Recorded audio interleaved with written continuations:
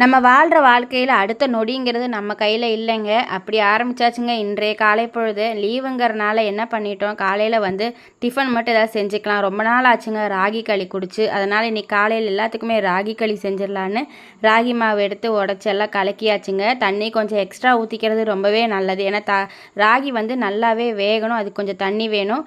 அதுக்கப்புறம் 2-3 அச்சு வெல்லம், அதுக்கப்புறம் அப்படியே நம்ம சிம்லேயே வச்சு நம்ம இலக்கிட்டே இருக்கணும். நம்ம கிளறி விட்டுட்டே இருக்கணும். அதுக்கப்புறம் கொஞ்சம் உப்பு போட்டுக்கலாங்க. நம்ம வாழ்க்கையில் கஷ்டப்படாமல் நமக்கு எதுவுமே கிடைக்காதுங்க. கஷ்டப்பட்டால் தான் எல்லாமே நல்லது நடக்கும்.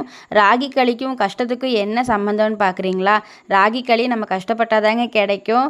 அதாவது நம்ம கஷ்டத்தை வந்து பெருசாக எடுத்துக்காமல் நின்று நம்ம கிளறிட்டே இருக்கணும். கிளறினா தான் நல்லாவே வேகும். இல்லாட்டி அது எல்லாமே கட்டையாக ஒரு மாதிரி பிடிச்சிக்கும்.